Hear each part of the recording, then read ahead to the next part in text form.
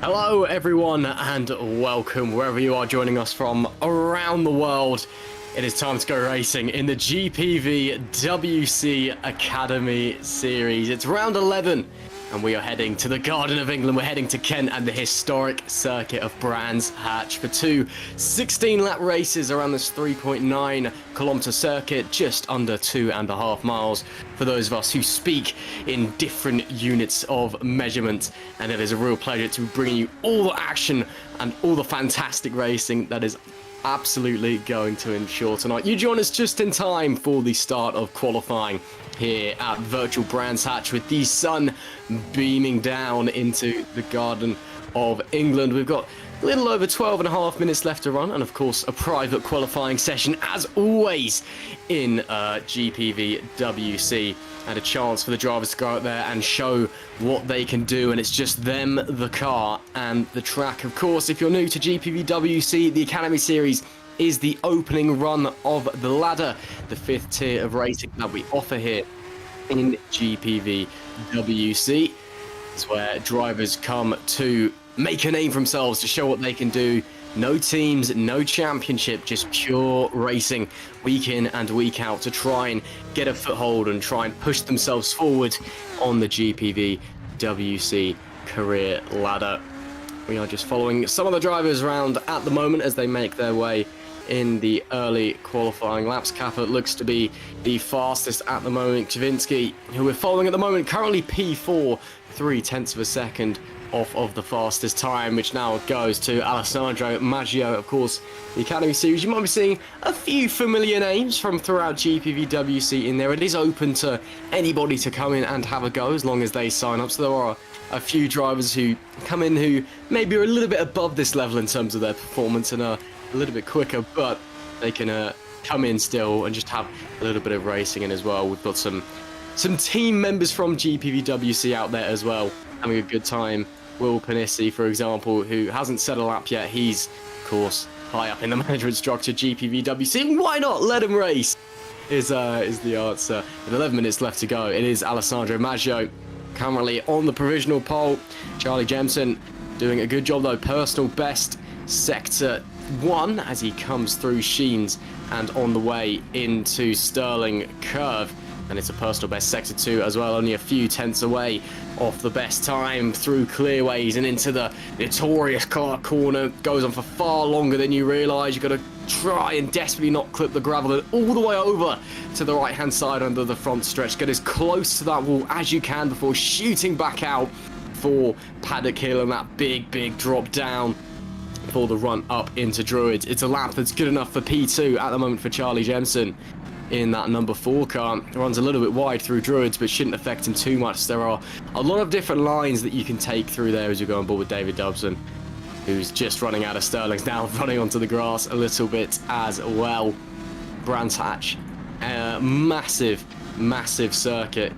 Very tricky despite the simplicity of how it looks. There's lots of elevation change, a lot of tricky corners. No corner is the same around here, as we see Risto Caput flying through Dingledale and up through Sheens there, and then hard on the brakes, left into Stirling's, and then just flat out through clearways and into Clark corner. It's a very tricky back end of this circuit, of course, using the GP stretch of the track, so using that classic wooded area down through the hills, all the fast part, as Risto Caput a very fast lap there to go to provisional pole. That puts him not that far ahead of Alessandro Maggio, actually, who we know is a spectacular driver. He has taken a fair few victories so far this season, but hasn't won a race in a while. Of course, last time out in Canada, Lewis Dykes dominating pole, fastest lap in both races, winning both races. That is how you do it. Charlie Jemison there going into P3. Louis Smith currently P16, hoping to improve, but it's not been a strong middle sector as he runs down clearways and under the bridge and into Clark Curve, rejoining the Indy circuit as it's known, and running very wide through Clark Curve. That will get him the momentum, I suppose, down the front stretch. Again, these Academy cars, it's all about carrying as much speed as you can through the corners. There is not a lot of power when compared to the other cars that we have in this series. So we're going to have to see how these drivers can negotiate their way around. There's David Robson coming around now. It's a personal best first sector. Yellow in the middle. Can he improve? Coming to the line. Not quite. He goes 21st for that time being and immediately jumps back to the pits. Does David Dobson. But it's a solid enough lap nonetheless. Still a few drivers yet to set a lap. Looks like we're going to have a 20-car field here at Brands Hatch, which is just about what you want, any more than that, and it starts to just turn into an absolute car park. It's not a very big circuit, although if you ever get the chance to visit, it is fantastic, and I would highly recommend going. It's one of my favourite circuits in the world just to go and watch some racing. And even though you can't see all this fast stuff in the woods, they've obviously got a load of big screens there in real life, which you can see. But obviously here at GPVWC, we bring you the broadcast live from the virtual world with onboard cameras and the lights with Eunice Corrala in P10 or P14 rather at the moment. It's a personal best lap heading into Clark Curve. Let's ride on board and listen in for the next few corners as we'll see where he goes on the timing sheet. Doesn't stick it all the way to the wall on the inside, clearly trying to get some momentum up. He goes to P9, so improves one spot there, heading into and running off out of Paddock Hill, bouncing over the gravel. That is going to be the danger zone down into Paddock Hill Bend. It is a very, very tricky corner, obviously very steep, no runoff. Difficult to run too wide through there on the opening lap, and very easy just to overcook your tyres. Get it wrong one ride on the exit, your car just naturally wants to push out, as Brody Lawless has demonstrated there in the number 2 car as he runs wide, coming out of Sheen Curve. But Eunice Karula, that's not the unideal line, as Nick Kleiper coming through. Just warming his tyres up, he's clearly bailed from this lap, so he'll be getting the hammer down coming into clearways. Maggio with a purple middle sector now. Let's see what he can do on the run into the line. Alessandro Maggio, he's won the most Academy races this season out of everyone, and he doesn't go to provisional pole, despite the fact that he set 2 purple sectors on that lap. He maintains in second place by fine margins. That is how close it is out there at the moment between Capet and Alessandro Maggio. Ridiculously close. Capet's obviously found all of the pace in the opening sector, coming through Paddock Hill and up through Dewitt's, as Aaron Curtis getting a little bit sideways through Paddock Hill Bell. And there's Caroline Harvig up, coming down now, actually into the back section of the track and into Westfield and through Dingle Dale. That dangerously fast dip and then into the blind Sheen corner. You've got to be really brave through here. And it is an overtaking opportunity if you're brave enough, and if the car's settled, and if you feel like it, you can stick one up the inside and hope it works. You can see it down there. Often your opponent won't be too happy because they'll be run out at the exit of the corner. Caroline Harvig coming to the line now. What is the lap time going to be? It is going to be a 1 minute 21.999 as Risto Capet set 2 purple sectors. It was just half a tenth of a second was the gap coming into this one, and Risto Capet extends it up to a tenth. That's phenomenal lap there. That is absolutely sublime. Simply sublime from Risto Capet. He's extended the gap superbly well as Mike Bell with 2 personal best there. Justin Roylan going into P5 as well with 2 personal best sectors there. Just under 5 minutes left to run in this qualifying session, and the action is hotting up at Virtual Brands Hatch in GPVWC Academy. Hello and welcome if you are just joining us, wherever you're joining us from around the world. If you haven't already, make sure you like the stream and have subscribed to GPVWC. And if you fancy putting yourself out there in the Academy series, want to give the world of Grand Prix Virtual World Championship Racing a go, then do not be afraid to head over to www.gpvwc.com and you can find out more there, and then you can join the Discord as well, which is where all the admin for the league is run from, as Dylan McKenna gets a wheel into the grass coming through Sheen, and it's a little bit untidy heading into Sterling's. But please do head on over to the Discord. Please do head on over to the website if you fancy giving the Academy series a go. And you never know, you could find yourself in the upper echelons of GPVWC in no time at all. This is where all the big names have made their start, and this is where you too can make your start. So please head over to the website, like, subscribe, share and all of that wherever you're watching on and wherever you're tuning in from. around the world.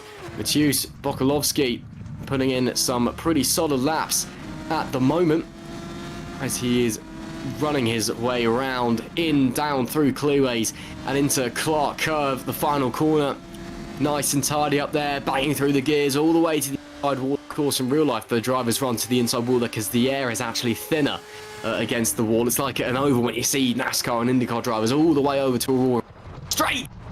As Kavinsky gets it very wrong, coming out of Paddock Hill Bend and into the wall, but presumably has teleported back to the pitch. You are allowed to do that in this series. Unlike other GPVWC series, you are allowed to teleport back to the bits in a qualifying session, and it will not end your session. You are allowed to head back out.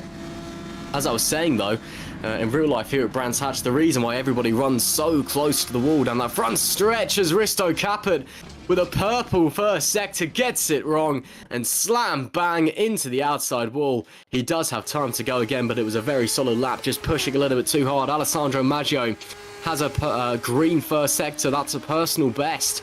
First sector there for Alessandro Maggio. Properly sideways, full opposite lock for the number 6 driver as he heads through Dingledell and into Sheen.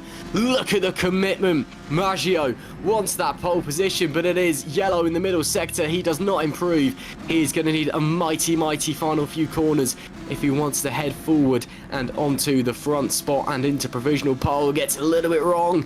Heading into Clark, he has to apply a little bit of counter steer and winds all the lock, puts the pedal to the metal, and it is not going to be an improvement. It's 4/10 away from Caput's fastest time. Nick Kuiper, 2 personal best sectors. Can he move into the top 10 across the line? Yes, he can. He slots into 10th place, a 1:19.811 is the time for Kuiper as he power slides his way through Paddock Hill Bend. And I suspect you will be seeing a little bit of that tonight. I suspect you'll be seeing a few good drivers getting it a bit sideways. Again, a very tricky corner. So easy to lose it because not only is it obviously going downhill, but it's off camber and all the weight's on the outside tyre as well. It is so easy to lose traction and grip through that big corner. And again, we've got 2 races coming up for you tonight. 2 16-lap or 30-minute races, whichever comes first. No mandatory pit stops required in the Academy Series. It is just 16 laps of pure racing as Joe Hollett goes gravel clipping, as Alessandro Maggio goes grass cutting, and he's not going to have the time to set another lap, is Alessandro Maggio. So that's it. He's going to have to settle for second unless anybody else can come through and challenge, as we see the number 6 car of Sokolovsky coming through. Mike Bell as well. He's got a personal best. Middle sector, he comes to the line. Can he break into the top 10? No, he improves by 1 to 13th, but again, time for another lap. Nick Kuiper, green in the first sector, time for another lap. Does he improve? No. The number 5 car stays in P10, but with 20 seconds left on the clock, there is that time to go again. Philip Savinsky apparently hasn't set a time in the middle sector, but he's coming to the line now anyway.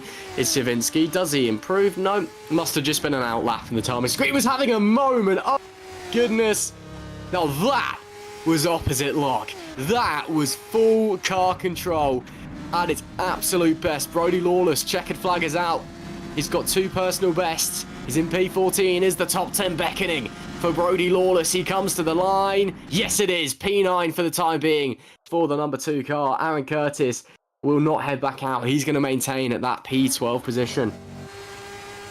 There is Christos Berzens looking to improve, but it is yellow in the opening sector, kicking up dust and gravel as he heads through the right-hander of Westfield into Dingledell and then Sheen Curve all time through there. Sterling's what's he got in his locker? Not using as much lock through there as everyone else, but he does run the curb on the exit, so that will hurt his momentum down into Clearways, and Clark Curve just kisses the inside curb there ever so slightly. Runs all the way to the inside, but it's not a particularly strong lap, and he will maintain that P10 position and does a mighty mega drift and slams it into the barrier just for good measure. Checkered flag is out. That will be it.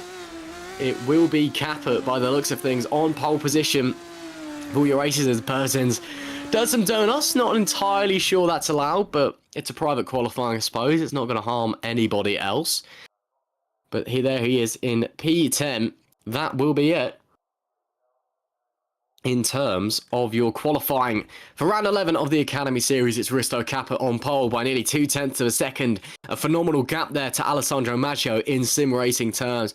Thomas Borowski in P3, Charlie Jemison in P4, and then it's Taras in P5, Gill in P6, Kavinsky in P7, Royan in P8, Brody Lawless is 9th, and Berzins will be P10 to round out the top 10 of this 21 car grid that we've got on display for you today. Moving onwards, it will be Nick Kuiper in P11, Aaron Curtis 12th, Karula in 13th, Mike Bell 14th, Dylan McKenna 15th, Caroline Harvick 16th, Louis Smith 17th, Christian Kaja 18th, Frederick Leon 19th, and Will Panis P20. And then rounding out the grid, we've got one more driver to see in P21. The last two not setting lap times. David Dobson joining Will, not setting a lap in that qualifying session. Last the first challenge, anybody? Probably not. Doesn't quite go that way in GPVWC.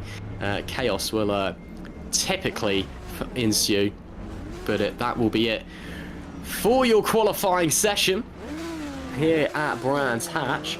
And now we wait and see what is going to happen. This is the first time the Academy Series has been to Brands Hatch, so it's going to be interesting to see who's come out on top.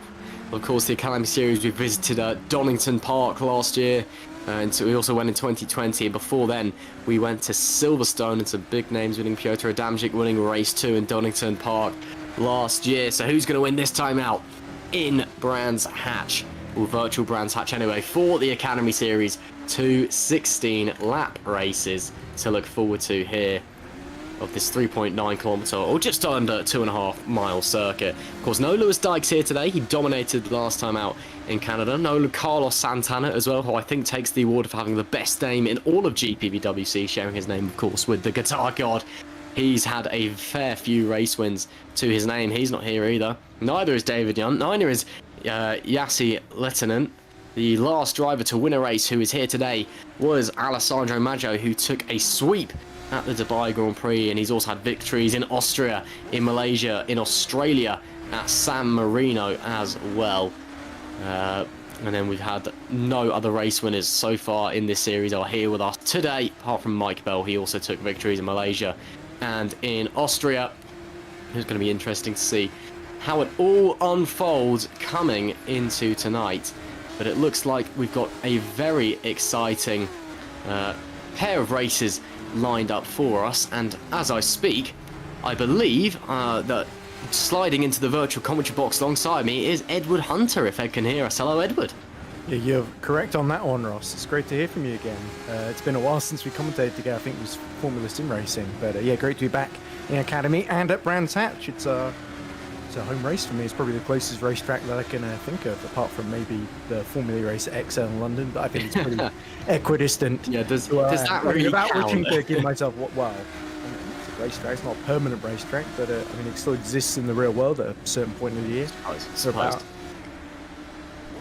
But anyway, yeah, a great qualifying session. I'm not surprised the way I see Risto Caput on pole, because he was on pole last time in Poland.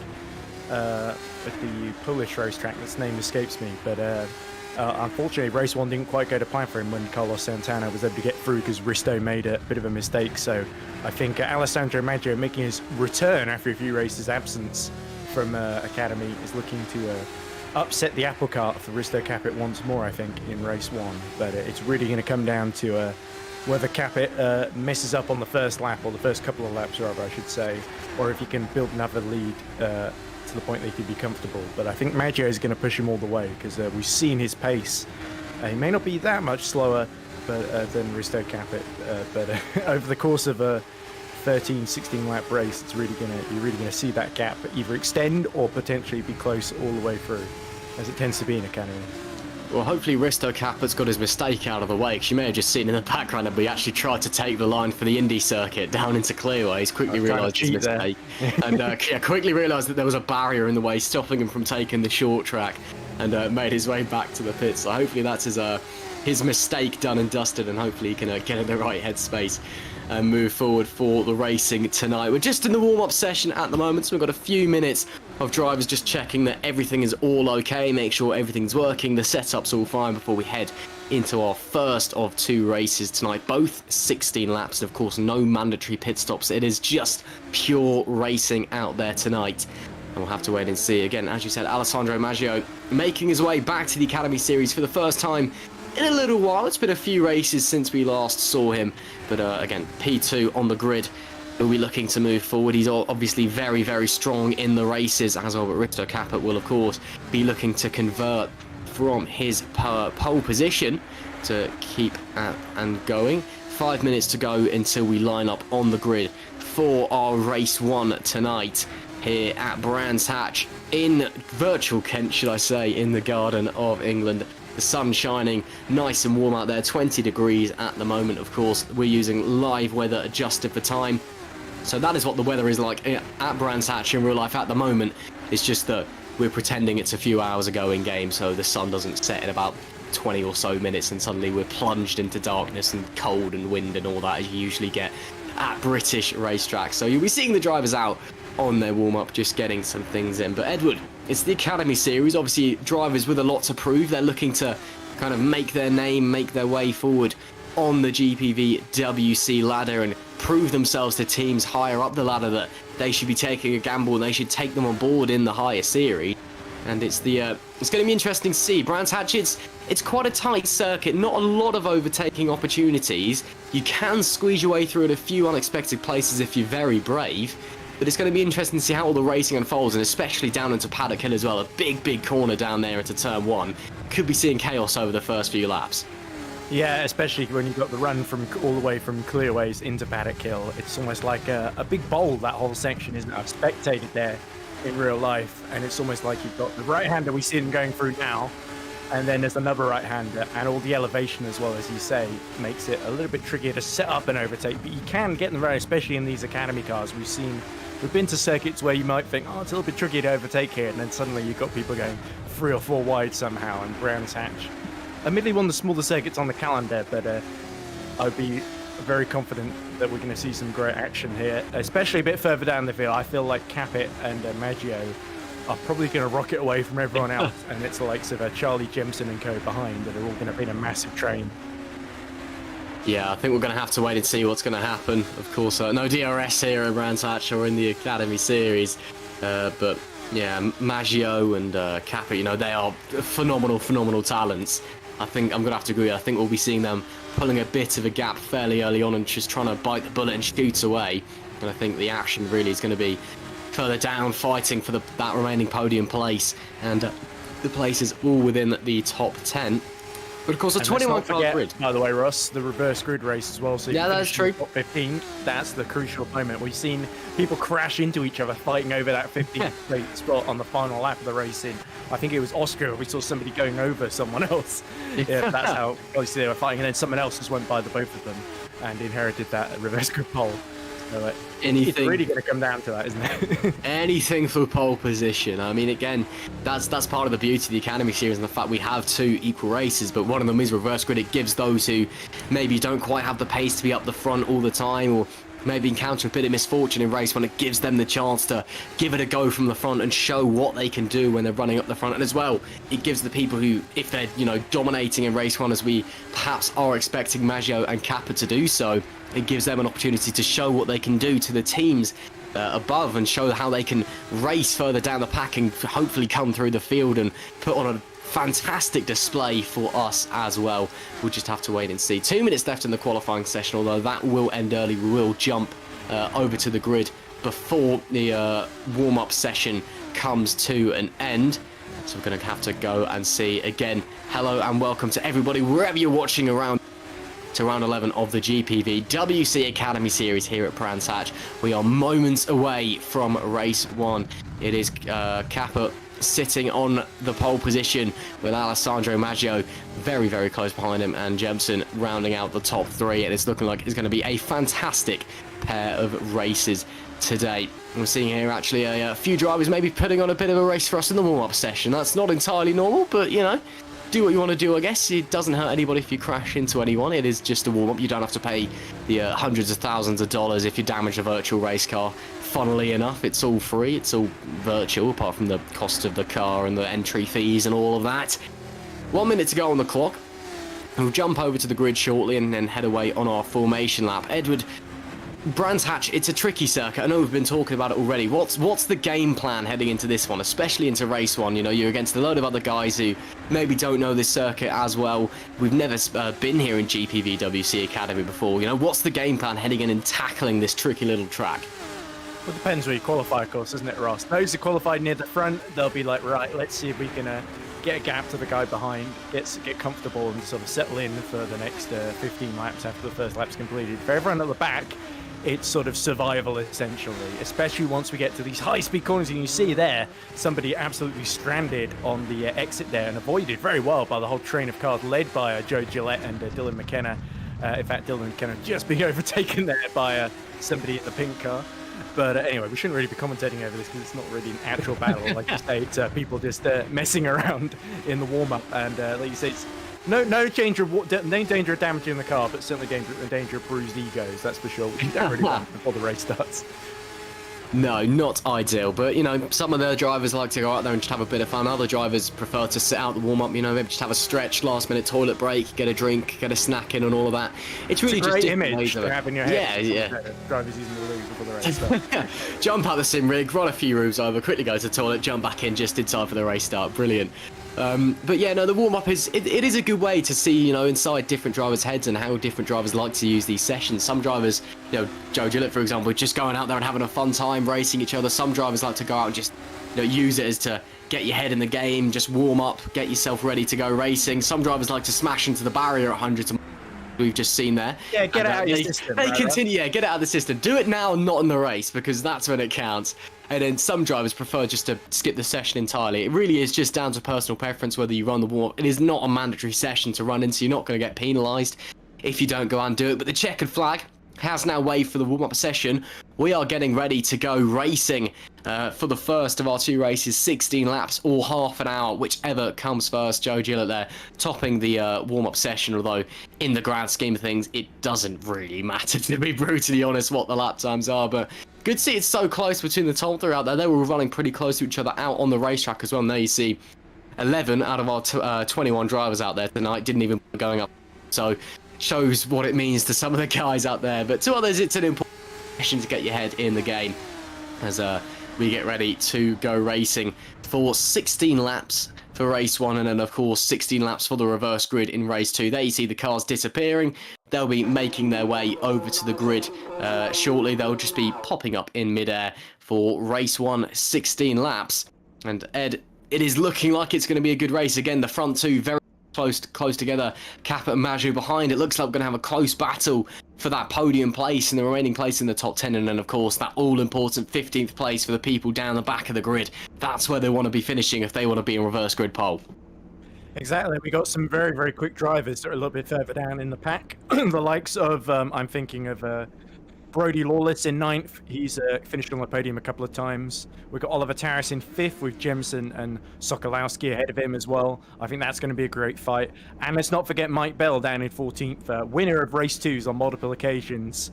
He could well get into the fight. I'm impressed, actually, this season by Caroline Harvig, of course, the sister of Matthias Harvig, you may recognize from Formula Sim Racing Academy. But in the other Academy series, Caroline Harvig really, she's improved greatly as the season's gone on. I think 16th has got to be her best qualifying of the season, right behind Dylan McKenna. So keep your eyes out for Harvig, because she's always a good shout for getting into 15th at the end of race 1 and getting on that reverse group pole. Absolutely. It's always, of course, great to see female representation in sim racing as well, and, you know, in motorsport in general. It's all part of a big push to get more women involved in motorsport, and it's the same here in sim racing. Great to see. It's Risto Kappa who lines up on pole position, Alessandro Maggio alongside him with Matthias Sokolowski on P3 and Charlie Jemison in P4. He was showing good pace in the warm-up session. Oliver Tarras in P5. Joe Gillette is P6. Filip Chavinsky in P7 and Justin Rowland in P8. And rounding out the top 10, we have Brody Lawless and Christos Berland. Nick Koifer in P11 and Aaron Curtis. They make up the 6th row of the grid. In P13 further down, we have Yunus Karula. Mike Bell is P14 again. Watch out for him in a race too if he's able to get a good result for the reverse grid. It's Dylan McKenna, P15, and Caroline Harvig in P16. P17, Louis Smith. P18, Kristen Vazda. P19, Frederick Leon. And then P20, Will Penissi. He did not set a lap out there in the number 8 car and rounding out the grid. P21, David Dobson also not setting a lap in qualifying. So we wait and see what their pace will be as we make our way around on the formation lap. So it's looking like these front two are going to bolt away by our estimations. They're two drivers with a lot of talent and a lot of pace, and they're clearly confident around Brands Hatch as well. And then chaos behind seems to be the order of the occasion. Exactly, and I think Maggio in particular is trying to recover from his last couple of rounds in Formula Sim Racing, for instance. They didn't quite go to plan, to put it mildly, in FSR Academy with a couple of accidents in Spain and Canada. So I think this is him building his confidence back up, testing himself against Risto Capit, one of the best in the business, especially in these Academy cars. He's really quick over one lap. But if Maggio can pull off a victory today, I think he would be well chuffed with that, as we see absent slot on the grid. Somebody is the cutoff, Ross. Yeah, somebody has missed the cutoff. Not sure who It's that fourth was. place guy, isn't it? It seems to Oh, be no, absent. coming through there. No, there we go. They just fell back on the formation lap. I believe that was Jemson there that fell back. I'm not sure what's happened, but made it in place, and that's okay, I think. So now we just await the 5 red lights, and we will get racing in the Academy Series here for race 1 at Brands Hatch. The eyes all go to the lights, the drivers already foot waiting on the throttle pedal, and we are go in the Academy Series for race 1. It's a great start from Mr. Capit. Alessandro Maggio doesn't get away too well. P3 looking to slot inside there, down into Paddock Hill. Looks like we're all going to be clean though for the most part. 3 wide there in the background, but it is Capit with a monster start, and look at the gap he's already got as he escapes through Druids. Maggio did manage to slide back into P2 as they head down into Graham Hill Bend, but it will be Capit leading the way, all clean behind, all jostling for position further back in the pack as we head into the left-hander and up into the GP circuit. Oh no! There. Oh no! There we see in the background chaos ensuing, but it's okay. Up ahead, someone's gone round. I believe it's Kazdar that's had a spin and off into the gravel. Nick Kuiper there, up into P10. Good start from him, trying to make a move behind him. I believe that might be Curtis that's tried to slide through, but I don't think the move has gone off. But for now, it's all action stations. Everybody holding on a few wheels into the gravel there. And that was Justin Rulin going off up through Dingledale and through Sheen Curve, getting a little bit sideways, and now into Surtees. And it was Kazdar that had that moment earlier on in the lap. Bell trying to the outside of Surtees. That's a brave move. He will get the run down into clearways if he's feeling brave enough. Around the outside, you can do that move if you've got the grip and the downforce and the talent to make it stick there. And on board with Corral and Nick Kuiper as well. 2 wide, they're all onto the grass on the inside of Nick Kuiper. Goes Dylan McKenna. Nick Kuiper's got no front wing as well. He's not boxed, so he's going to stay out there. Lap 1. It is Capit that leads from Maggio. Sokolovsky, sorry, I can't speak English. Sokolovsky in P3. Mike Bell fighting for the top 10, but as predicted, Capit with a great start there. Yeah, and 3 places gained now, because sliding up the inside of Mike Bell is Aaron Curtis, who's definitely showing what he's made of in his first appearance in Academy. But Mike Bell up the inside into Surtees as they go into the back end of the first section. They tangle wheels, and Mike Bell is in the wall. Up into the wall goes Mike Bell. Hopefully not too much damage. Car looks to be okay again. Damage only set to 75% in the Academy Series, so you can get away with dings and bangs and bumps and the like, but I didn't see if his suspension was damaged or not. Hopefully everything is okay for Mike Bell. Yunus Kerala now inherits P10, but he goes off and gets sideways on the grass, and now he is potentially at the mercy of Dylan McKenna as he slides down into P11. He'll have dirty tyres on the way into Surtees, and on the run through clearways, can Dylan McKenna capitalise on that mistake? I don't think he's going to be able to on lap 2. Dylan McKenna holding on to P3 for the time being. Capit sets the fastest lap of the race. He's slowly extending the gap to Alessandro Maggio, but Maggio is keeping him honest. Those two have bolted away as we predicted, so it's very much a battle for P3 at the moment. But again, Sotiris has managed to extend the gap to Charlie Jemison in P4, so it's all steady away up the front at the moment as Bobson gets a penalty. He's already a lap down. Not sure what he's got that penalty for, but hopefully all will be okay, and hopefully as well he can unlap himself and make his way through his Kazdar DNFs. That's our second DNF of the day. We also lost Bobby Lawless on the opening few laps. Here we are, lap 3 of 16, 2 DNFs, Caput leading, and Joe Gillett trying to reel in at the moment, Ruin, but unable to make that gap appear at the moment. He's just a little bit too far back through this fast back section of the circuit, and you can see there as all the drivers off as well. It's in front of Gillett, and that is Ruin, and through goes Joe Gillett and up into P6, and again just goes to show how costly a mistake here can be. Carry a little bit too much speed into a corner, or even the car can just react in a way you don't expect it, and you can run wide into the gravel and cost you places.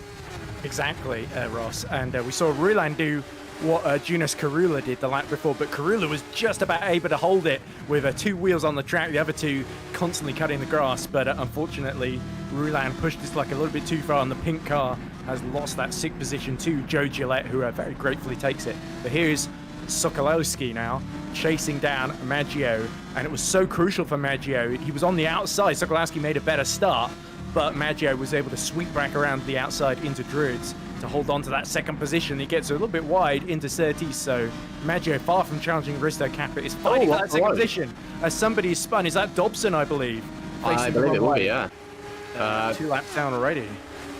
I think Dobson might be having a rough time out there, and I think it may be him. I don't think it's long till he's going to DNF if he's unable to go and get it. That's Maggio running wide through the right-hander of Hawthorns and coming into Westfield as well. Maggio really pushing, and I think he's just struggling out there for grip. I mean, Caput's now extended the gap to well over a second, to put it mildly. He is bolting away up the front, and Maggio, you know, he's 2 and a bit seconds clear, nearly 3 seconds. Just Alessandro Maggio just can't make it happen. I know he's in a rough patch of form at the moment in general across the sim racing board. He's just been getting rotten luck coming his way, and whether that's gotten in his head or something, I don't know. But Maggio with a little mistake there, costing him more time, and that's allowing Risto Caput to just extend the gap to over 3 seconds ever so slightly. And behind Maggio as well, Sokolowski closing in. Jemson 7 and a bit seconds away. He's fighting with Taras for P4.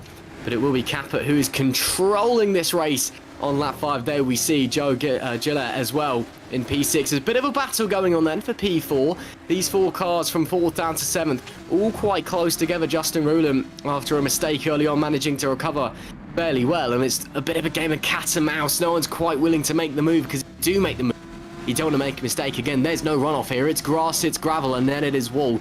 And any mistake is very costly. But Justin Ruland looking to the inside for the move. Does he have the brakes? Does he have the bravery? He's going to try and stick it out. But Joe Gillett with a brilliant sweeping move around the outside to hold on to the position.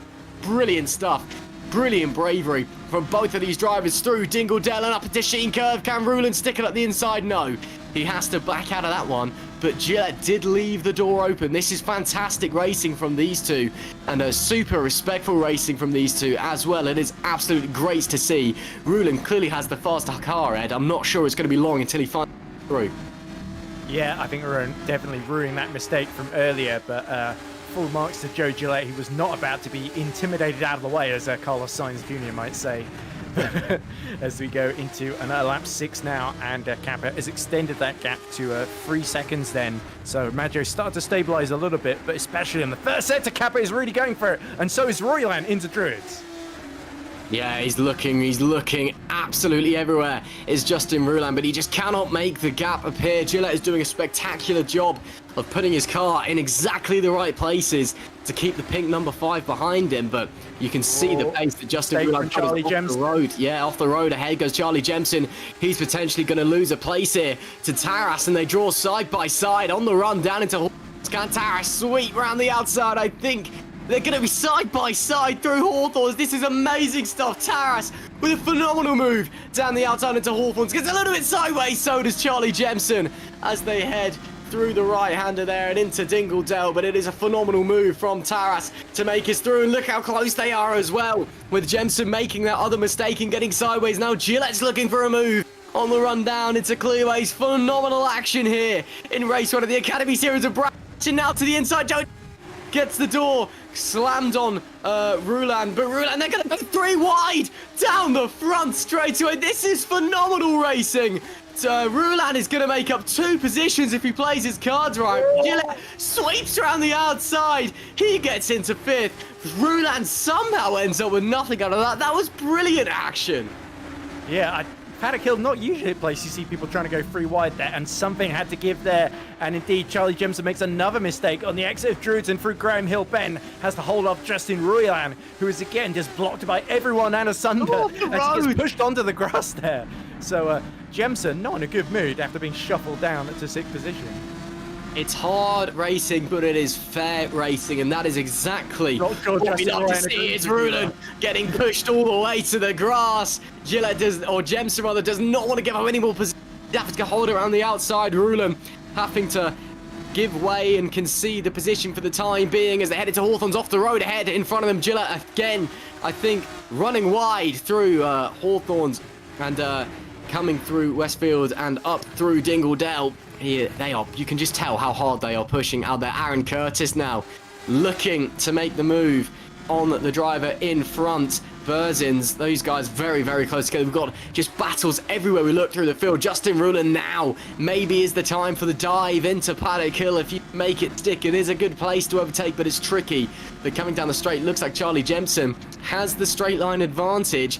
Got the better run out of Clark Corner. And Justin Ruland maybe dive into Druids if he's feeling lucky. He does poke a nose, he does have a look, and he does close up as Berzins has to go on the defensive and cover the inside line into Druids.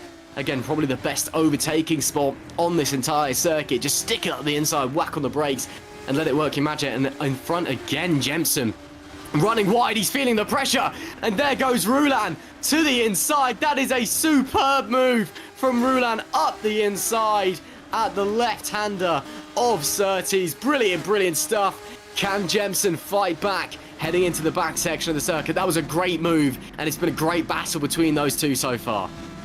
Yeah, you saw Jemson sort of made a little mistake through Graham Hill, and that was how he set him up by getting the better run. Now Jemson off track again, and that is going to allow Berzins to get through if he's not careful here, through the back end of the section. Through Dingledale they go. Jemson is pushing super, super hard. He's pushing a bit harder than himself or the car can handle at the moment. Back from Ruland, he's now in this fight with Berzins and Curtis behind. Curtis trying to line up a move on Berzins here as they head down the front straight. As there we see Justin Ruland now in a bit of free air. He can maybe focus in and try and claw in Gillett in front, who has dropped back from Taras a little bit, about a second away now. Curtis unable to make the move on Berzins that time around, but look how close these guys are. You couldn't fit a sheet of paper between them. Brilliant, brilliant racing wherever you look here at race 1 of the Academy Series at Brands Hatch. If you're just joining us, hello and welcome. As there goes once again Jemson running very, very wide. I'm not sure if he's trying to extend track limits or he's genuinely just pushing so hard he can't keep the car on the black stuff, but it's making for a spectacular battle and entertaining action nonetheless as we head down the back hill and into Hawthorns through Pilgrim's Drop, of course. That big steep, lots of big steep hills here at Brands Hatch, of course. Johnny Herbert having a big accident there back in his Formula 3000 days that was an injury that stuck with him for the rest of his racing career. Of course, luckily in virtual sim racing, you can't get an injury like that, but those kind of accidents still lurking around every corner. She is a cruel mistress, Brands Hatch. She's easy to tame. And as I say that, Aaron Curtis into the barrier in the background, coming through Sterling's corner. Just on the throttle too early, misread the camber of the circuit and into the barrier. Off goes the front wing. He should be coming in to box and get a new one strapped on board as Justin Ruland runs wide, coming through Paddock Hill Bend. Very easy to do there. There is zero runoff. It is a bit of asphalt. Then there's a curb, a bit of AstroTurf, and then there is the gravel. So it's very easy to cost yourself a lot of time as Justin Ruland. But a big shame there for Curtis. He does dive into the pits for probably a fresh set of rubber and a new front ring. Lap 10 of 16 here, and Aristo Caffert has dominated this race. He's 4.5 seconds clear of Sokolovsky in P2 and Maggio behind in P3 as well. a bigger chunk behind. Kappa has just driven his heart out from the front in this one. Yeah, we must have missed the mistake from Maggio that let Sokolowski through there, as Jemson is now really under pressure from Christos Berzins, now that Berzins hasn't got Aaron Curtis all over the back of him. You saw Curtis just light up the rear tyres, and there Jemson once again gets wide and straight into the gravel at Dingledale he goes. Manages to keep it pointing in the correct direction, but Jemson's becoming I think he's becoming a bit too familiar with that gravel trap for his own comfort. As here we see Justin Ruland, now he's pulled in Gillett, and now he's looking for a move down into Paddock Hill. He's in this slipstream, pulling out. Yep, Gillett going defensive, trying to hold the inside and squeezes Ruland, and Ruland goes sideways on the camber, manages to hold it. Great car control there. Just got squeezed into the awkward outside part of the circuit, the camber there. Very, very awkward. Justin Ruland unlucky with the half spin, but great job as there's Nick Kuiper going very, very slowly. Maybe a problem for the number 5 car. The, cars through on the he might be, actually. If he's letting them through, that is taking the definition of blue flags very literally. You don't have to stop, but Nick Kuiper, yeah, he is. Fair play to Nick Kuiper. Wants to stay out of the way. That is great to see from him. You know, he's just letting them through. He's currently running P14. If he maintains that position, he's set for a P2 start, front row start on race 2. And of course, what he might be trying to do actually is use his mind here and just let Will Panissi, who's currently in P15, just close up, and maybe he could fight for that reverse grid pole, as there is Will Panissi. So maybe that was a bit of mind game. Oh, it is a penalty for Maggio. What's Maggio got? Track limits, I imagine. Must be. That's a big shame for Maggio. That might see him drop a few positions if he's not careful. Taras is close behind, within a second or so. So it's Maggio could be dropping places at the end of this race. But I gotta say, that is a really, really smart from Kuiper to just let the drivers by in the blue flags and then let Will Panissi come up to him, and then they can race for the reverse grid pole.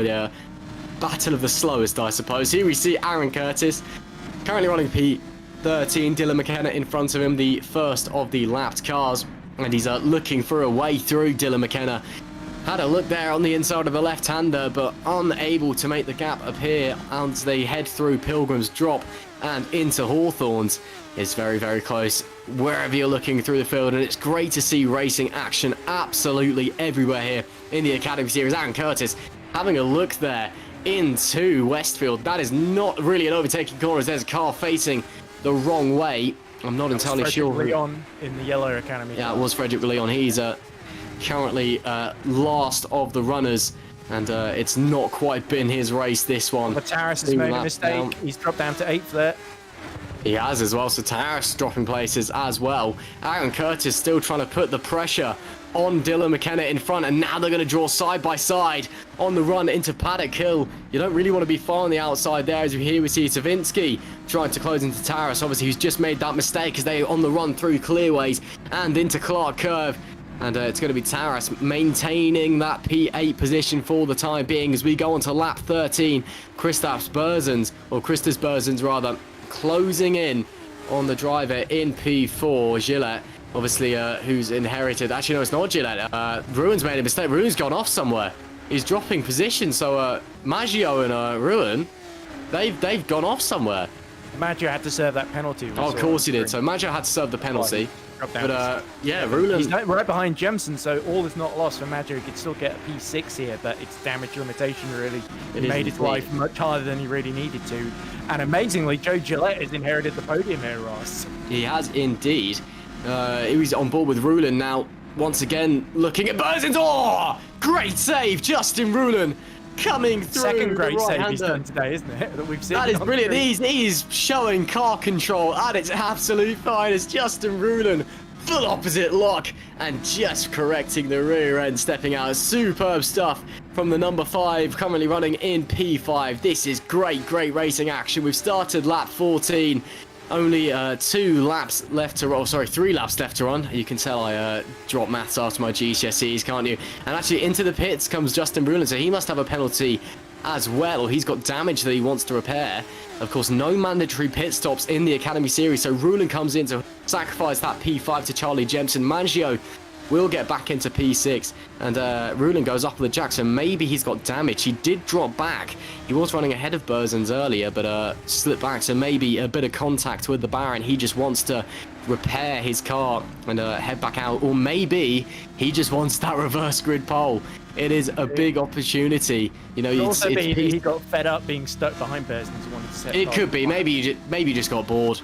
Who knows? Who knows? But it's happened surprisingly many times here in Academy. Right? I mean, obviously, there's no championship to fight for here in Academy. It's just pure racing. You know, it's where you finish in the race, and that's it. It doesn't add up to your championship, a title fight, and all of that. So, you know, you can just experiment and mess around out on the racetrack if that's what you really want to do. Savinsky trying to close in Taras for P7 at the moment.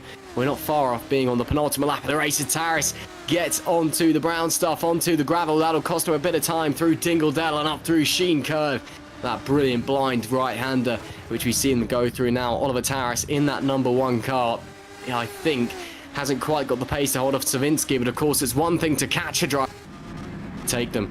So we'll have to see what Philip Savinsky can do as they head through Clark Curve and onto the front straight to start the penultimate lap of this race 1. It's been a brilliant race so far. Savinsky looks to the outside. Door is closed by Taras, but he gets the run and gets the inside line, heading up Paddock Hill and into Druids. It will be Philip Savinsky who takes that P7 with a textbook Brands Hatch maneuver.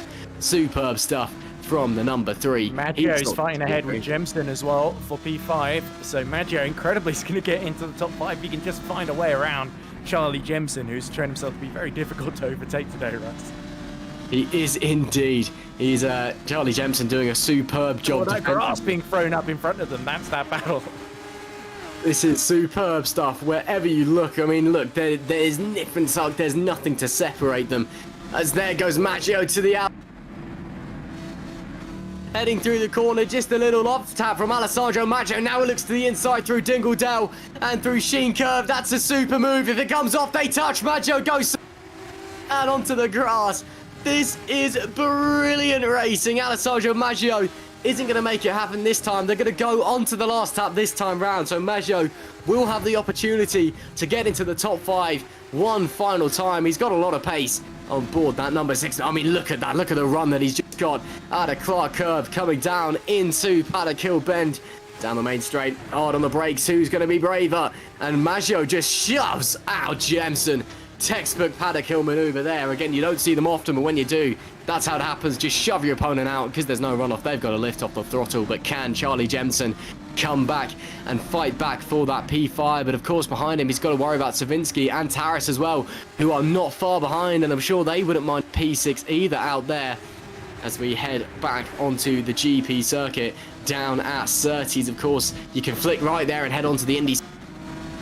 It's not what we're doing here in the Academy Series. Savinsky maybe going to have a look down Pilgrim's Drop for P6 on Jemston, but he backs out of it. And I think Taras might be a little bit too far back to challenge for a move. And actually, Taras goes There's no grip on that car at all. Oh, here goes Savinsky. I think a mistake there from Jensen running slightly wide. Savinsky to the inside. It's Sheen side by side. They don't touch. They're still side by side. Coming into Surtees. This is brilliant stuff. Risto Caput's won the race. Charlie Jemson's gone for a spin coming out of Surtees. That means Taras will inherit P6. Sokolovsky will take P2 with Gillette in P3. Caput has won the race with a dominant performance. But what great battles we've just seen there. As Burzins will come home in P4, Maggio gets P5, Taras P6, Savinsky P7, and Taras spinning off into the gravel for good measure. And Jemston will manage to hold on for P8 in the end. What a brilliant race, though, that we've just seen here in the GPVWC Academy.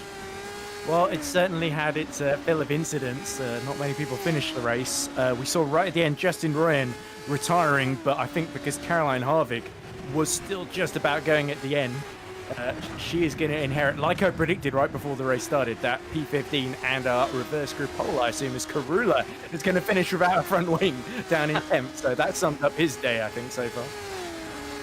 Yeah, so it looks like it will be Caroline Harving on the reverse grid pole. Ruland did try and DNF right at the end there and try and fight his way through. Ahead, though. He But yeah, Harvick was in this race. but she's managed to force one. And she pitted and didn't cross the line just because of the measure, so she didn't actually take the checkered flag.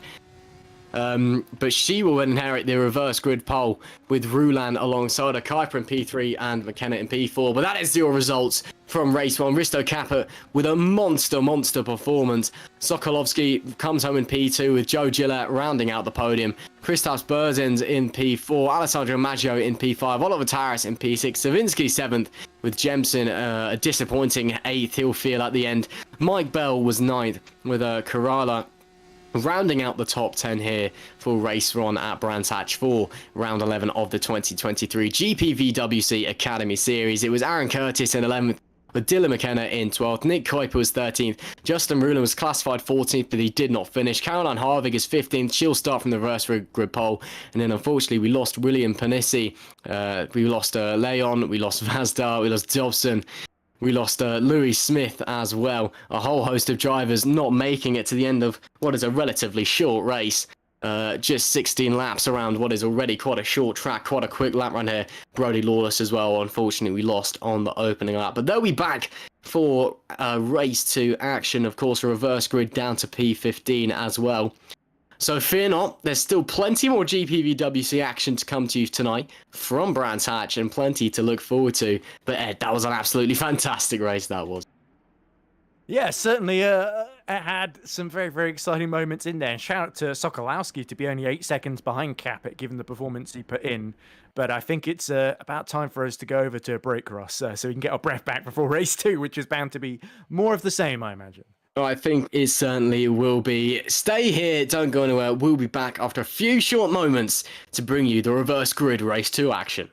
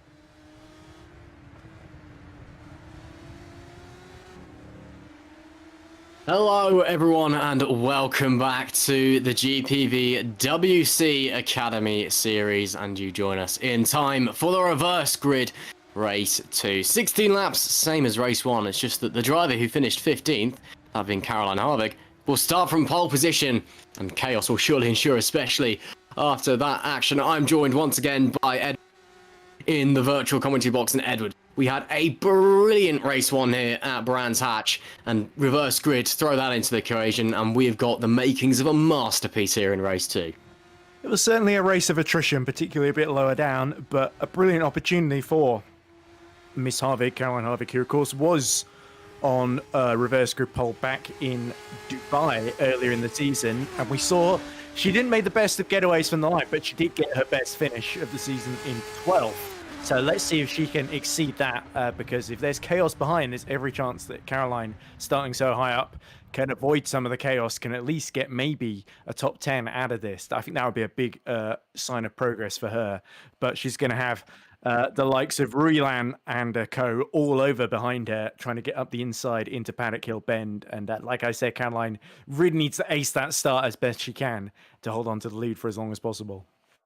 Indeed, she will. Again, it's a tricky turn 1, and if you don't get the start right, you can definitely find yourself shoved out of the way here at Brands Hatch. A brilliant circuit with lots of opportunity for brilliant racing, but it's a proper old school circuit, one of the real classics of the British Isle, and you are punished if you make a mistake or if you get pushed out and shoved up by a commentator. There are no room for errors around here in the Garden of England in Kent, or virtual Kent anyway, should I say. This, of course, being GPVWC, it's all about virtual racing here in the Grand Prix Virtual World Championship. And of course, if you liked what you saw in race 1, and hello and welcome if you're just joining us, you missed a phenomenal race, but don't worry, we've got another one coming your. If you like what you saw and you want to get involved, of course, first of all, hit like and subscribe. It really helps everybody out here at GPVWC. And then, of course, please head over to www.gpvwc.com and head over to the Discord from there as well, where all the league admin is sorted if you fancy getting involved or just fancy saying hello and speaking to your favourite drivers and, of course, your favourite commentators. We don't bite. We're quite nice, I like to think. But it'd be great to see the more of you getting involved if you'd like to. And of course, it's great to see so many of you from within the GPVWC community watching and supporting this, the opening series in the GPVWC career ladder. This is where people come and prove their worth in GPVWC. It's where they go, hey, take notice of me, the big teams higher up the career ladder. I'm fast and you should take a gamble on me. And this is where, you know, names are made. Everybody's been here in the Academy series. Everyone's come through. And maybe we're seeing a future legend of sim racing being made as we speak. We're not far away from the race now. We're just waiting for the end of the second warm-up session and for the game to have some admin things so we can get started with race 2. Around this 3.9 kilometer circuit, just under 2.5 miles for those of you who maybe drive on the left or use miles an hour and all of those weird things the rest of the world doesn't do. And then we'll go racing once again for 16 laps, but with a reverse grid. And as you said, Edward, Caroline Harvig with a potentially huge opportunity to score a massive result here, which would be obviously amazing for her. We've been watching her progression over the last few races. It's been great to see her come along, and as well, it's great to see female representation in sim racing as well, where it's usually lacking, as with racing in general. So it's great to see a female driver out there doing her stuff and putting on a great show. There you see the cars teleporting away from the pit garages, so it's not long until we make our way on the grid. And well, with the reverse grid, it's now just pure racing, 16 laps. No championship to worry about. We don't run a championship here in the Academy Series. It is just the races that matter. There's no points on offer. And of course, with the reverse grid, it's just pure racing from here for 16 laps until the end of this beautiful Monday evening. Well, not an evening in game, but it's nice and warm. The wind is low, the conditions are nice. And it's Caroline Harvig starting from pole. We've got the possibility for an absolutely phenomenal race in our hands. Absolutely, Ross. And you see Justin Roy right behind his gambit to try. He certainly got himself further up the grid for reverse grid rather than 5th that he looked to be finishing in before he retired at the end of race 1. And he's got Nick Kuiper in a similarly liveried pink car right behind him. Dylan McKenna, Aaron Curtis. Lots of unusual drivers high up the grid here. Mike Bell, I think's the name that stands out to me down in 7th. But also likes of Jemson, Savinsky, Taras, Maggio, Berzins, Gillette, Sokolowski, and Capit, of course, rounding out our top 15. As there you go, there is the grid. Caroline Harvick starts from the reverse grid pole with Justin Royan alongside Nick Kuiper starts from P3. Tovo in P4. Aaron Curtis will be 5th with Jonas Karula in P6. Mike Bell starts 7th with Charlie Jemison after a great showing in race 1 in P8. They'll make the 4th row of the grid. Rounding out the top 10 is Philip Savinsky and Oliver Torres, with Alessandro Maggio in P11 and Christos Berzins in P12 in the number 2 car. P13 rather is Joe Gillette with P14 Matthias Sokolovsky. P15 race 1 winner Risto Kappa. Watch out for him coming through. He dominated the proceedings earlier with Will Panissi in P16. Christian Vazdar in 17th. David Dobson in 18th. Louis Smith is 19th. Brody Lawless will be P20. And then rounding out the grid in P21, as you'll see ticking over onto the screen in hopefully just a short moment, we've got the one and the only. I'm waiting for it to tick over because I can't actually quite remember. I don't think we have 21 cars. I think we don't have 21 cars. Someone's dropped out then. Oh, so I was getting all excited. Never mind then. So it's a 20-car grid for race 2. We've lost someone, unfortunately, between the races, but that just means that the stakes are even higher. There's one less car out there, but it won't take away from all the action as Harvick heads through Sheen Curve on the formation lap. Both in the car and on the sim rig at home as well. And she's got a big opportunity to score a fantastic result today. She can keep it on the black stuff, get her head down, and just pummel in the laps. But of course, she's got to wait for the start as well. Any predictions heading into race 2? Well, somebody thinks that Charlie Jemison in 8th is going to put in a Charlie Jemison masterclass. Lots of support for CJ in the chat. I think Dylan McKenna's got a great opportunity here. I think Mike Bell is probably going to win this one because it's going to be so chaotic behind. I don't see the front runners being able to splice their way through unless they're very careful. Of course, that's the beauty of a reverse grid race. Perhaps the faster drivers out on the grid are starting in the middle of the road. So it's going to be interesting to see how they fight their way through as we wait for the final cars to line up on the grid. 20 drivers, a few burnouts at the back of the grid to get the rear tyres warm, get some rubber down on the track for extra traction. As all the cars are now in place and we wait for the 5 red lights to get the second and final race of the day underway. 16 laps or 30 minutes, exactly the same as race 1, and Caroline Harvick lining up on the pole position. It's sure to be chaotic, it's sure to be brilliant. We are here at virtual Brands Hatch, and as we wait for the lights to go out and we wait to go racing, which they do now. It's not a great start from Caroline Harvick. P3 gets a strong start away there as well, and it's going to be slicing down the outside. Harvick losing a few places down into turn 1. Is there going to be chaos coming through Paddock Hill Bend? I don't think there will be. Oh, someone running very well in the background, but Caroline Harvick losing out big time there down into turn 1. She's trying to hold on to P3 at the moment. There is cars absolutely everywhere as we head through the left-hander down at Graham Hill Bend, a very tricky corner. But it will be Royan leading the way from Kuiper in P2, Caroline Harvick P3, Aaron Curtis, Dylan McKellar in P5. Alessandro Maggio could be a dark horse in this one. He didn't have a great race 1, but starting 8th ahead of all his rivals. Aaron Curtis looking for the move up the inside of go. This time it's early in the race, cars still heavy with fuel, tyres still cold, but maybe having a look into Westfield. That's a brave move up the inside. Harvick runs onto the Curtis slides through, and Harvick will drop down the order, but now Curtis under pressure from McKenna. And Savinsky looking for Alessandro Maggio there as they head through Sheen Curve. Pretty chaotic start there, but it will be Royan leading second in the road. And it was Mike Bell, I believe, that went off at Paddock Hill Bend at the very first corner of the race there. So my prediction to win instantly plummeting to the very back of the field. Last first challenge, it's on. Come on, have some faith, Edward. I'm not giving up, yeah, but it's just that it's not the start I think that he would have wanted is what I'm getting at. As Harvick, I said P10 would be a good finish for her, but she's already dropped to 10th then at the end of the first lap with that dip trip through the gravel. And Brody Lawless instantly gets through as Harvick takes another trip through the kiddie litter, sadly. So Royan with a decent lead over Nick Kuiper already then, as it's all shuffling around behind then as everyone continues to make their way through. It's Maggio now that I think's in the box seats down in 6th. We'll have to wait and see lap 2 of 16, and a few drivers just not quite getting as comfortable. Of course, it's very easy just to let your mentality drop heading into race 2. There's a bit of a break. It's very easy just to let the adrenaline wear off, take your eye off the ball, and then suddenly you're racing again and you're just quite in the right headspace to get going. A big shame there. Caroline Harvick dropping back into P15 from the pole. It's Ryan who leads the way 3 seconds to the good from Kuiper in P2. Another driver kicking up trouble there. Kuiper's made a mistake. As Nick Kuiper, that's a bit of corner cutting there, Nick Kuiper. I don't think. Off into the background.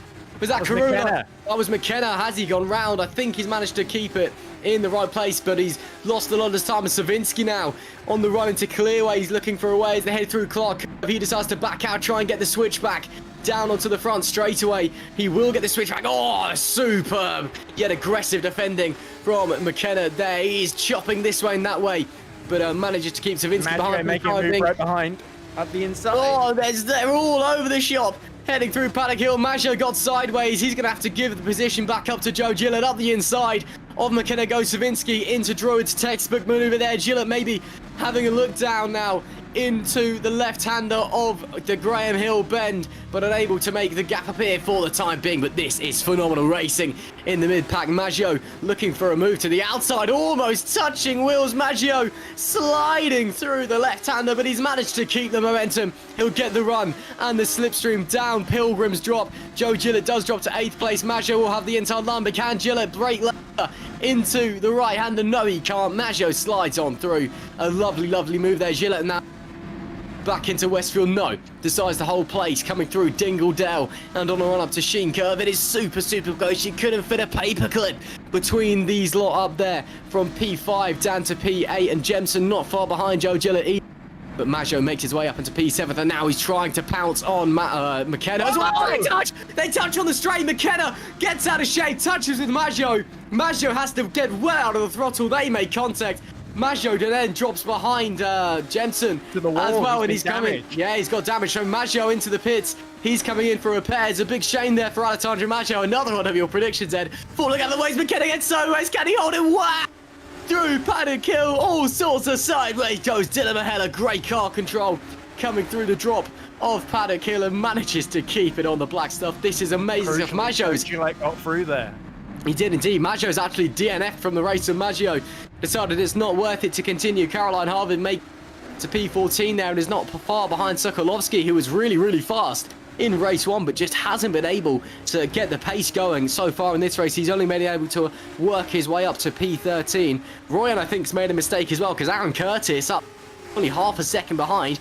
Here's Karula as well, looking for a move on Nick Kuiper, maybe down into Westfield. No, decides against it. He's going to maybe have a go though through Dingledale and Sheave. He has to get out of the throttle as Kuiper makes a bit of a mistake and lets off the gas. So Karula will not have a look into Sheen, but he's faster than Kuiper. You can see him just looking for a way through. He's gaining time through every corner. This could be the best opportunity he gets coming out of the left-hander on the run down to Clearways. He's going to have to the outside for Clark Curve. It's going to be a difficult move if he gets the switchback. Switchback though could all run well. He's already got the move done up the inside. Maybe Savinsky having a look to the inside of Kuiper as well, who seems to be struggling in this race. Savinsky to the inside of Kuiper, almost contact. Or Kuiper gets run wide and Gillett has to let off the throttle, but he'll have the inside into Druids if he's got the momentum as well, and he feels brave. He goes for the lunge. Late on the brakes and up to P5 goes Joe Gillett. It is once again a race to attrition here at Brands Hatch.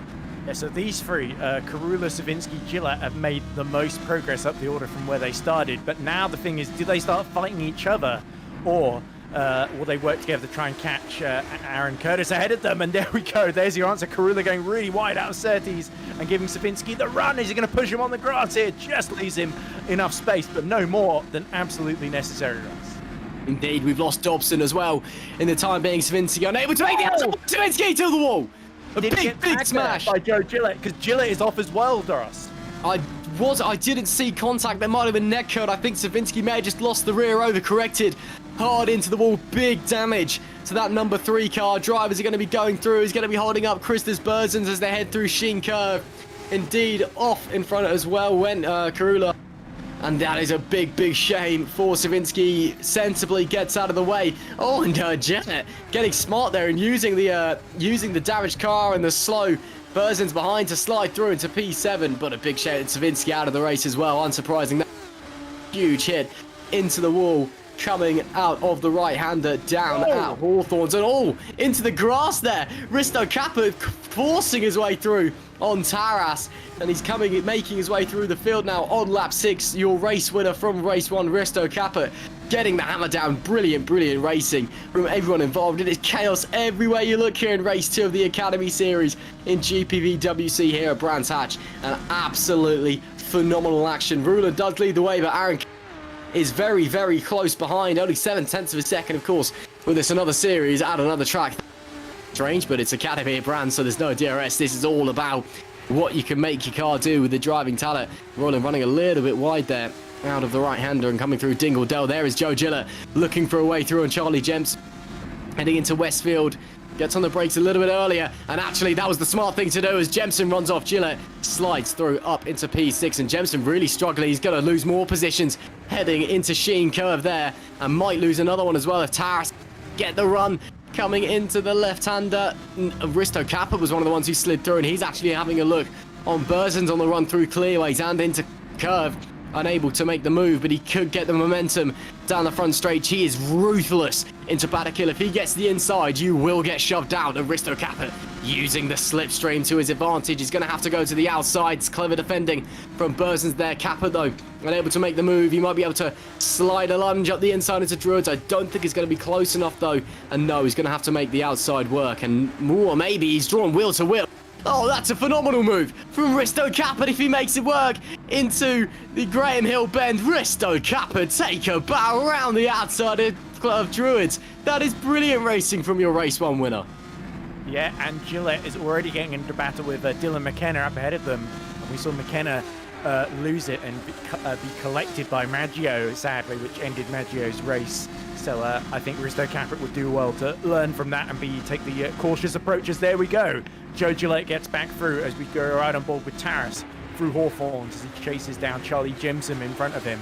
So Charlie Jemson, not quite the masterclass I think he was hoping for with that mistake, but still just under 9 laps left in the race then, as we see just in front of Dylan McKenna, Joe Gillett again running as wide as he can on the exit of Dingle Dell as this freeway battle for 8th place rages on between Berzins, Jemson and Taras.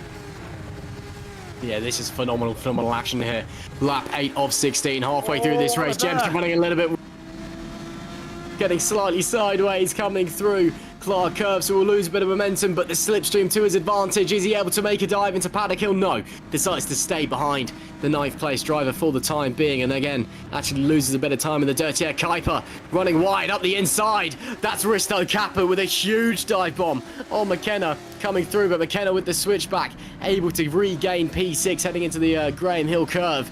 This is brilliant action. Kappa is trying to slice his way through the field, but upper front, Ruin and Curtis are 11.5 seconds of Karula in P3. There goes Kappa. Brilliant move up the inside of the left-hander down at Surtees. A brilliant driver he is, and putting on a show. McKenna, is he able to fight back? Heading through Pilgrim's Grop, he does look to the inside. He is going to try. No. Kappa closes the door, and McKenna has to get off the throttle. He will drop back. We've lost Savinsky as well. He has retired from the race after that incident early. We've also lost Dobson, Maggio, and Mike Bell. So 4 retirements so far in this race at the halfway mark. Oliver Town dropping out of the top 10 as Bobby Lawless now actually slicing his way through the pack. Another train here. 3 cars all scrapping for position to the outside there. Slash inside at the next corner goes Sokolovsky. Oh, closing the door though goes Taras. Sokolovsky will have the slipstream and the run though down into Paddock Hill. Maybe might not be close enough. I don't think he will be close enough, so we'll have to take a breather and analyse maybe a move on exit. Oh no, he gets on the Astro and goes round in the background. Goes just collected that one actually.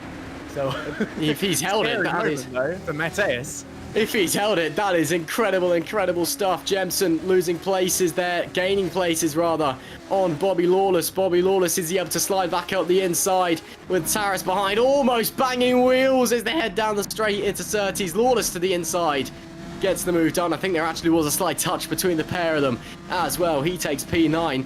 Taras will have the run though, because Jemson, I think, was actually forced wide onto the gravel. He's dropped back significantly, and indeed behind Taras, who maybe used the overtake of the driver in front to his advantage and slips through on Charlie Jemson as well. Nearly 10 laps into this race here. Oh, Aaron Curtis is dropping a little bit back and running a little bit deep. There goes Charlie Jemson, as does Oliver Taras. Jemson has got a lot of pace coming through there. Oh my goodness me, what a save. Charlie Jemson, take a bow. Phenomenal car control there as he lost it coming through Sheen Curve. I'm not sure if that was more luck than judgment, but brilliant stuff. Although he's lost a lot of time, he's managed to stay in this race. Brilliant.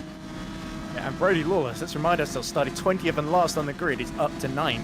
And that was a moment through Pilgrim's Drop where he went in absolutely sideways and somehow managed to collect it up and carry on as though nothing happened. And he's trying to catch up to that group of three in front, and somebody goes off track. And that looks like the dark blue car of... Was that Berzins? I think it might have been Krista's... No, Berzins is light blue. I think it was... Oh, who's in the dark blue? It might be Christian Fastar a few laps down then. So Fastar, sadly, just about collecting it, but not going to be a top 15 finish for him, it doesn't look like. Royan, by the way, up front, 1.39 ahead of Aaron Curtis. So Curtis has fought back a little bit. He's kept him at bay. And crucially, Capet is only a couple of seconds away from third place, with Karula and Gillette struggling in front of him.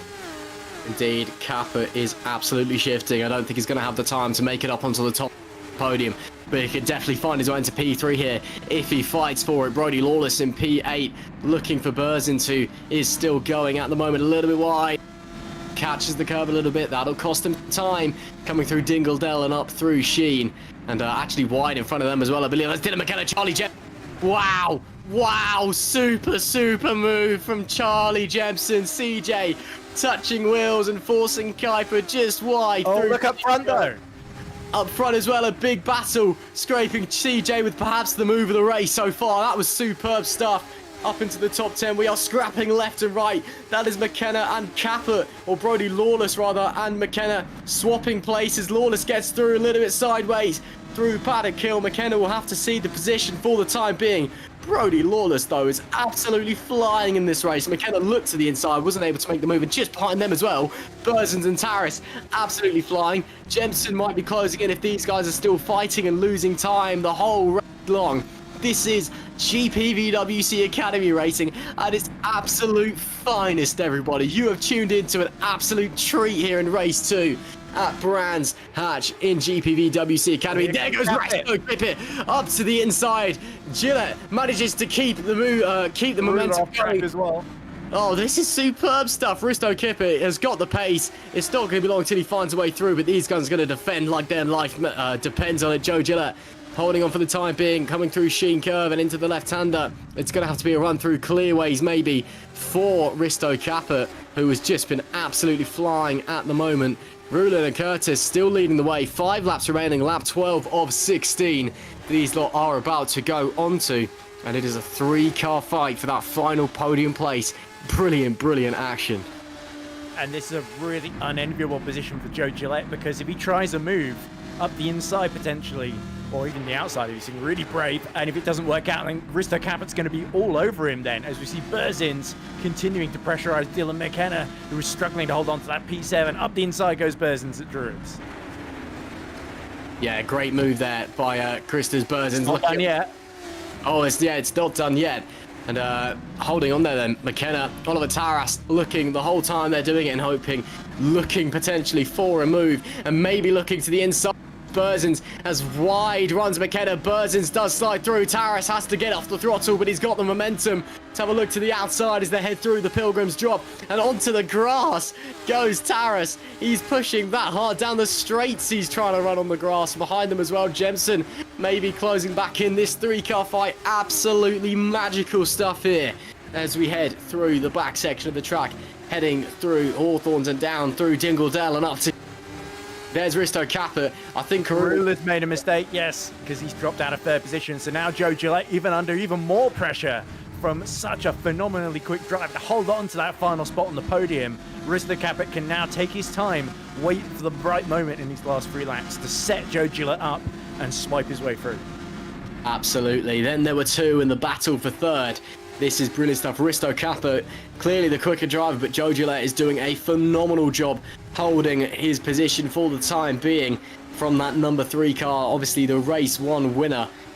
This is a brilliant battle for the podium place in P3, and there's brilliant action everywhere you look through the field on lap 13. of 16. We've lost Vazda as well in the last few laps to make it 5 retirements from this race to 15 drivers remaining. And with only a handful of laps left to run as well, on board with Capper as he gets in the slipstream through the Pilgrim's Drop and looks for a move maybe into the right hand of that spray. He thinks about it, has a little look, but decides against it. Maybe going to try and use the momentum through Hawthorns, try and get the run through through Dingle Dale rather, and up to Sheen's Curve. But Joe Gillette is racing for his life. This is a phenomenal drive from the number 7 driver heading through Sheen Curve now. These guys are absolutely on the limit. You can tell just how hard they're pushing for that podium place. A bit of gravel ahead, so someone's had a bit of an off. I think that may be Will Panissi ahead. The GPVWC Series General Manager is out there having a bit of fun, but it's quite been his day today. As Taris gets it a bit wrong, heading through the corner. He's going to lose. Caught this group right up. Jensen slides through. Maybe not though, because they're almost touching wheels coming through Clark Curve. Taris is still there. Kuiper just behind them as well, maybe looking to pounce. They're maybe going 3 wide as they head through. Taris is going to lose out. Oh my goodness me. This is surely ending in disaster. No, they all somehow make it through Paddock Hill cleanly. Taris has to cede the position to Jemson. McKenna can breathe a sigh of relief for the moment as the pressure drops off. But look at Jemson. He's already straight back on the money as there goes Kuiper on time. Swapping positions left, right and centre on lap 14. 3 laps left to run, a little bit off the road. Runs. Capper is through on Joe Gillette for the podium, by the way, Ross. So Joe Gillette couldn't hold on for much longer. That's a big shame for him. As look at this, Brody Lawless up to 5th now, ahead of Karula. So that really shows you just how much Brody has been pushing. Excellent drive from the very tail of the field to the top 5. Oh, Karula goes off again and just about collects it at Hawthorne. Bit of grass cutting, why not? May as well. Unlucky there for Brody Lawless, or rather Karula, as he's dropping further back. Lawless will take that P5 and presumably run if Karula keeps running off the road like that. But we know that Eunice Karula has a lot of pace on board that number 10 machine. Still 2 laps left to run as they come to the line this time. So time for him to maybe get back into that top 5 positions. Joe Gillette is slowly dropping away from Risto Caput. So I think Risto Caput may have that 3rd place in the bag. A win in a 3rd is not a bad outing, to put it mildly. Oliver Taras once again looking for a move on Charlie Jemson. While these guys are fighting, McKenna has been able to draw the gap out a little bit. Oliver Taras looks to the right, looks to the left, unable to make the gap appear as they head into Paddock Hill and has to get out of the throttle as Jemson gets a little bit sideways. Running to Druids, he doesn't have the momentum for the move up the inside. Just for good measure, Jensen goes defensive. Anyway, that's a car facing the wrong way. I think that might be Smith in P. I think that might be Will Panisi as well. Or it could be Panisi. It could be either of them because they're both yellow. So they're both yellow. Of course, there's no teams here at GPVW Academy. You're just assigned a car number and a car which has a different nut colour at the start of each race. The numbers are the same for if you have the same colour car, so it makes it even more confusing. Well, just for good measure. And Caroline, I think it may have been Panisi because Smith's just done Caroline Harvig as well, who drops down to P14. Back on board with Oliver Taras, though, still looking for that way through Charlie Jemson, who these two have actually caught back up to McKenna and front. So once again, a 3-way battle, a 4-way battle rather, for P8, because Kuiper just behind Taras, who we're on board with now. And there you see Kuiper in the pink car just patiently waiting. Final lap of the race for the leaders. These guys will be heading on to their final lap in just a short moment. I think Curtis may have made a mistake as he's dropped massively back from Ruin. So Ruin just needs to keep it on the black stuff and he can cruise home to a reverse grid race 2 victory, and a very fine one at that. But it's not over yet. Further down the field, Charlie Jemson having to defend once again to the outside from Taras. Oh, and that's McKenna getting it slightly sideways. Taras with a great switchback up the inside into Druids. Lovely, lovely move there. But can Charlie Jemson once again get on the throttle early enough for the run down into the Graham Hill bend? No, he cannot. Taras will hold on to that move for now. Running out of time if he wants to squeeze into the top 10. This 4-way fight has been an absolute delight to behold. And look at that. Oh, Jemson sideways. He'll lose momentum. That could mean Kuiper gets a run down through Pilgrims, dropping into Hawthorns. And he will. Look at that, right in the slipstream. Is he going to look to the inside? He's going to go to the outside as Jemson goes defensive. Jemson breaks slightly later. Oliver Taras tries the outside, swaps back to the inside into Westfield. This could be a superb move to cap off a brilliant drive. No, he runs off the road. Oliver Taras runs off the road. He'll lose P8. Justin Royan wins a superb race 2 here with a dominant performance. Oh, no! Crash! That's Jemson and Taras coming together and blocking the track off the road. Sokolovsky will get through. Taras unable to get it going again. Jemson will hold on to P11. It will be Karula and Burton's holding on. McKenna and Kuiper will be 8th and 9th. What a shame for Jemson and Taras, who had driven so well all race long, and to have it come to an end in fruition on the final lap with barely a mile of racing left to go. But it will be Jemson who comes home in 11th, Taras in 12th. Royan takes a brilliant victory with Curtis and Risto Kappa rounding out the podium. That is it for your Academy Series action here today at Brands Hatch. But what an enthralling pair of races there. Action all the way through. Absolutely, and really sad for Jemson and Taras there, but brilliant for Dylan McKenna. I think P8 is best finished, and he really got to hold up a much faster cars there. Really, the whole point of reverse grid races to see what your defensive capabilities are like and what the faster guys' attacking capabilities is like. Wow, brilliant. Justin Ruan really did all the work to start, to be honest, and just extended that lead. Aaron Curtis could not really hold it down in the end. Risto Capit is the one I would say to take a bow there, because from 15th to 3rd, I think that was superb recovery. Almost matched by Brody Lawless getting up to 5th from the radar. A great drive, but it is Justin Ruan who takes the reverse grid victory in race 2. Aaron Curtis again in P2, another strong drive there. Risto Kappa though up to P3, great stuff. Joe Gillett getting to P4 in the end, great stuff from him with Brody Lawless in 5th. Eunice Karula in 6th, Christus Burrs in 7th, Dylan McKenna 8th, Nick Kuiper 9th, and Matus Sokolovsky sliding into the top 10 after that chaos on the final lap on the run out of Sheen Curve. So he will round out the top 10 with Charlie Jemson in 11th, Oliver in P12, Louis Smith, Caroline Harding, and Will Panisi all on lap down your honours. And unfortunately, we lost Christian Vazda, Philip Savinsky, David Dobson, Alessandro Maggio, and Mike Bell. That is it then for the Academy action here at Brands Hatch, and a great race. I'm sure we'll be seeing the Academy Series return here for years and years to come, because that was just action at its absolute finest. Oh, what a brilliant set of races. Thank you for joining me, Ed. It was great to have you along, Sam. Of course, great to have you in the commentary. And honestly, you picked a great pair of races to come and hop in for. Oh, absolutely. I agree with you completely. It was good fun, and shame we haven't really got time for interviews, but I think Justin Royan and Risto Capit, both deserving winners, but lots of other stories, lots of other really impressive drives. I think really bad luck for Maggio, because he was very quick today. Could really have got something better out of that race 2, and indeed race 1 as well. But that's the way the cookie crumbles sometimes. And I can't wait for the next round, which I believe is it Hungaroring? It is the Hungaroring. There we go. I figured it would be. That date is wrong, just to let you know. It will be the 24th of July, which we head over to the Hungaroring for our next pair of Academy Series races. So that is the 24th, 2 weeks' time and same place. And of course, many more races come this season as well. But what a great pair of races we've had there. Thank you very much for tuning in wherever you've joined us around the world. And Ed, once again, thank you for joining me in the commentary box. It was a real pleasure to have you here, mate. No worry. The pleasure is all mine. That will be it then for your Academy Series races here at Brands Hatch. But of course, panic not, there is still plenty of GPVWC action to look forward to across the coming days. Of course, next up we've got the FS2 races. They'll be heading to Hungary actually next week, I believe it is. So we've got a little while actually until the next races, but of course plenty more action to bring you and to bring. Sorry to interrupt, Ross. We do have Justin Royan, who's actually gone into the interview room, so we could drag him in and hear what he has to say about the race just finished. We'll drag in Justin Royan, winner of the second race there, or the dominant performance. Justin, can you hear us? Yep.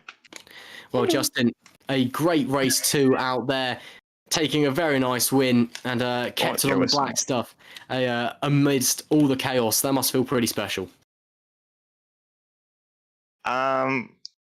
It always feels like there's an aspect of luck, just because I never trust my own consistency and my ability to not crash. So I'm just glad I made it this far. Well, indeed, you made it that far. You made it to victory lane with great stuff. And how do you feel that today went for you? Of course, Academy Series, way to put your name out on the map, and again, a race 2 victory. People are going to be watching that. You ultimately feel you've done yourself a service there today. Yeah, because I spent the last several months off of sim racing with work and school, I guess it's nice to come back and have this. I was honestly, though, hoping to do a little bit better in race one because I just like the comparison that a result there goes. So, like, this is nice, but I'm always just going to aim a little higher than that. Well, About race one, Justin, we saw you pit really late on there and then retire. I was wondering what happened there because we sort of missed it on stream. You were fighting for fifth and then decided to just bail into the pit lane quite late on. Was there a penalty that we didn't see? Or? No, it was a fueling mistake. I didn't know how many laps there were, so yeah, I underfueled. Oh, thank goodness in race two there was enough fuel to get to the end because that would have been extremely painful to lose. Yes, very.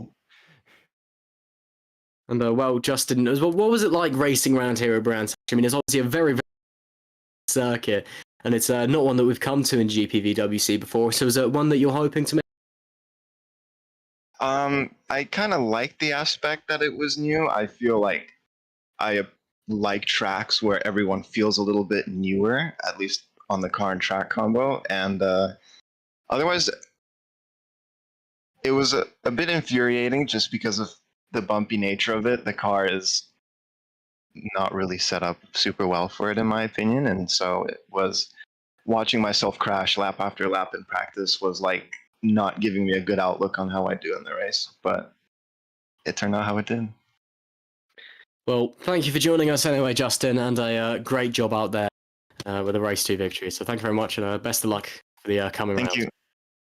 While Justin was talking, we do have one final one, which is Dylan McKenna, who's come to talk. He finished P8 in race 2. So let's get Dylan McKenna in and hear what he has to say. Dylan, can you hear us? Hello. I'll let Ross handle this. Oh, thank you, Ed. Well, Dylan, I mean, some strong results out there today, but man, oh man, the racing, that was on an... It's been super exciting in the cockpit. It was such a pain trying to keep them behind, but maybe I may have defended the Maggio a bit too hard. Maybe moved across into his line when he's trying to full switch back, and I'm sorry about that, but racing is racing. That's all I can say. It looked like you lost it, and Maggio just couldn't avoid it in time. So I think it was unfortunate because it didn't look like you intentionally took him out or anything like that. It was just one of those I wasn't things. trying to take him out. I moved left to cover him off, and then he hit me, and that's what caused me to lose the grip. Suddenly, that's what you might have been seeing. Well, It was definitely a hard race to do, that second race. yeah, no, it was a tough race, but trust me, we were absolutely loving it in the commentary, having a lot of fun down there as well. And ultimately, are you happy with tonight? Do you think you can walk away and be satisfied? I'm happy with race 2, definitely. Just race 1, I'm a bit annoyed at because I went straight on at, ironically, the same corner that I had the incident with Maggio, and just couldn't do anything. Hit the grass, just took me in. So wasn't a great. If it's any comfort, Dylan, you were far from the only one that did that.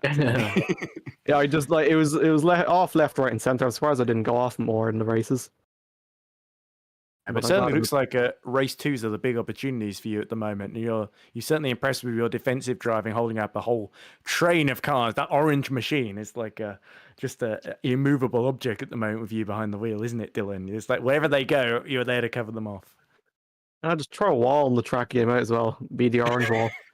Yeah. So this has some slightly different connotations, Dylan, given the last couple of years. But orange walls, but okay. Well, thank you very much, Dylan. Great to hear from you, and again, great racing out there, and great job, well done. thank you very much. So luck for Hungaroring, Dylan. Well, that looks like it's going to be it from us today. So once again, thank you to Edward. Any closing remarks from you, good sir? Nothing new particularly, but I just think for the most part, pretty clean. Obviously, lots of incidents, which makes it exciting to commentate on, makes the races really unpredictable. But in the end, 2 worthy winners in Roylan and, of course, Risto Capet, who was probably the standout driver today across both races. But we'll see if that's the case when we come to Hungary in a few weeks' time. And, of course, we've got the rest of the GPVWC lineup for the week in the form of our Super Lights and Super League later in the week on Tuesday tomorrow for Super Lights, and Super League on Thursday as well. We'll get to see that brilliant championship fight between Jake Dennehan and the THR guy, whose name Steve or something. Yeah, Tom Stevens. That's it. That Yes. one, yeah, There we go. that guy, you know, Tom he's Stevens gonna have a go. he's at just me. one of the fastest sim racers in the world. Yeah, whatever his Oh, name. yeah, sorry. It's quite hot. No, it's fine. It's been a long day. It's been an exciting race as well. The adrenaline's running. Thank you very much for joining us for GPVWC Academy here at Brands Hatch. It's been a real pleasure to bring. There is plenty more GPV action to come across the week, so make sure you keep your eyes peeled. And well, we'll see you next time. Thank you very much for tuning in, and have a good evening.